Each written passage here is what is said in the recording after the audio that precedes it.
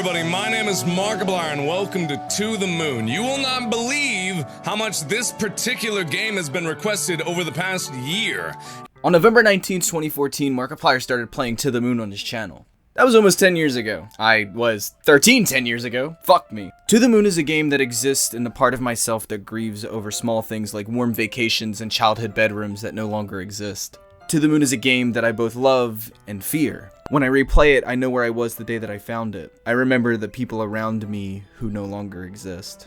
To the Moon is one of those games you don't expect to show up when you talk about your favorite games of all time, but every once in a while that song will pop up in my shuffle and I'll immediately have to drop everything I'm doing and re-download it on Steam. When I made that video about fireworks, I brought up the idea of having certain things that you watch annually as if it were a holiday or something. Well, I think that goes double for video games. I don't know why I play Undertale every September, I just do it because it feels right.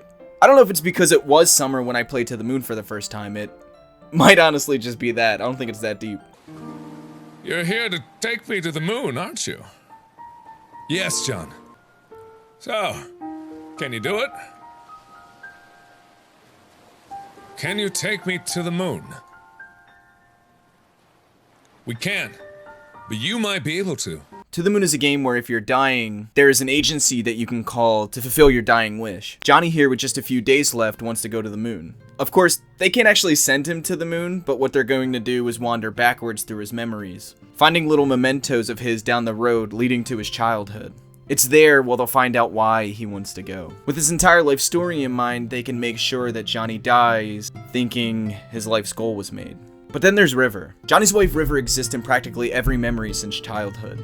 The way the game works, you experience the relationship in rewind. Their issues have no answers and make no sense. But if you keep playing, all the pieces are put into place for you. Soon you discover the fact that Johnny's life with River and his dream to go to the moon are kind of conflicting. A pit in your stomach festers into a tumor as you wonder to yourself if it's okay to erase the memory of his dead wife if it means fulfilling his dream. The gameplay in To the Moon is very little. Think of it as the RPG Maker equivalent of a visual novel with, fun side questing activities. Something like that is easy to become very boring, but everything is put into place so well, it becomes the impossible. I'm not the one to look for good narrative video game recommendations. Even games with too many cutscenes start to lose me after a while. I never felt that with To the Moon. Its story is so perfect, it could be blank text, and I would have played it on repeat anyway. There's a lot of emotional weight in this game, for me anyway. I wouldn't be talking about it this week if something in my personal life hadn't flared up like chest pains, or a panic attack, or a death scene from a mile away. This is all objective is what I'm trying to say. You could play this in full and not connect with it, you heartless bastard. But that's why Dr. Watts and Dr. Rosalind are here. They're scientists from the agency going into Johnny's memories. Since we see Johnny's life through their shoes, there's an air of distance between Johnny and us, the player. We never feel like we are Johnny, but just that we're another one of the scientists watching his memories unfold. Add that on top of the fact that their chemistry is pretty funny. It keeps the game from feeling like crybait. Every moment Dr. Watts gets, he's joking about Johnny's life, or messing around, or eating several jars of pickled olives. If you know, you know. I guess from my emotional connection to this game's point of view, I'm kind of glad that there's that distance. It gives me time to breathe and collect myself. It's not super sad in a textbook sense. Johnny's going to die, and they need to make sure that he thinks that he made it to the moon. But all throughout his life, he's been putting people like River before himself. The thing was, he never really understood River. Watching Johnny and River's relationship is like a train wreck in reverse. River's undisclosed neurological disorder is an excuse, sure, but I feel like Johnny's struggles at a core level is understanding River and her motives. Like I said, River is in his memories from the beginning. The promise to go to the moon was a promise made with River. However, after Johnny's brother dies and he's medicated, his memories of maybe even meeting River entirely are gone. He doesn't remember why he wants to go to the moon, and when he and River meet up later, he catches on to none of her hints or references.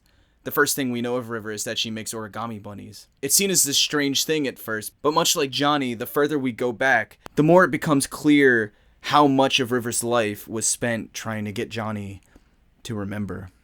If he was unconscious, how could we be seeing this here when he never did? Still, I'm just surprised that he survived.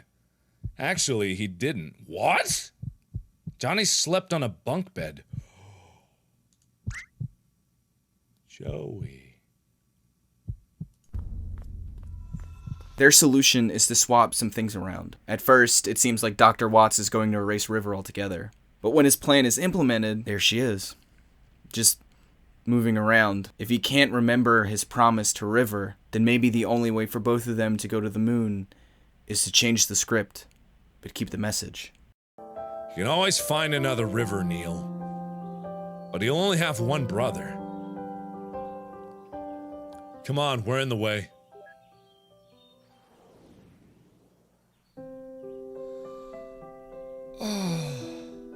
Short steps, deep breath. Everything is alright. Till the stars, I don't mind. Watching all the memories change, I don't know if it's right to give him happier thoughts if he doesn't even know that he lost anything. What does that mean? He met River in the space program. Everything else is the same. Just without the heartbreak. Johnny and River lived happily. Johnny and River went to the moon. He got his wish. The thought turns in your head whether it's okay to manipulate the memories of a dying man. But that's why he hired you, right? Your only mission is to make him think he went to the moon, but Johnny never did go to the moon. He died in his bed by the lighthouse, by the origami rabbits that he never figured out. Is what we're doing okay? To change the past? Is it okay to make them think they got everything they wanted? I have no idea. What I do know is that 10 years ago I watched Markiplier play To the Moon for the first time. I know that every time I deal with grief or loss or whatever the opposite of nostalgia is, I come back to this little indie game about a man and his wish for the moon. It doesn't matter if we couldn't save Johnny, and no, we didn't change the past, but Johnny died happy. And maybe if I'm not allowed what I want, at least grant me the escapism to believe that I did. Is that really so bad? To the Moon is a game that exists in a part of myself that daydreams of things that never happened and moves on as if it did. To the Moon is a game I replayed this month, and all I can do is remember the day that I found it. I'm greeted by people that no longer exist, and we embrace. And just like that, it's over, and I move on. Until the next time I need To the Moon to remind me the beauty of leaving reality for a kinder one. I hope that your world is kind. Like, it's beautiful that he got what he wanted, but how is that better? I don't know. It's not.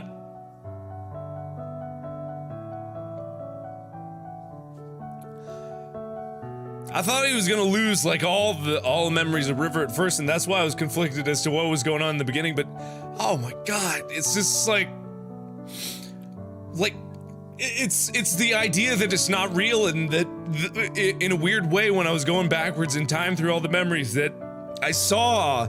You know, there were bad moments and troubled times and all that stuff, and there was times when he was like conflicted on being with River, but it made the moments when they had, you know, a good time together all that more better, and it was just like, I don't know, it's just the idea that it can all just be rewritten and turned into this other story. It seems just, I don't know, it just seems fake to me, and I don't know if I like it better.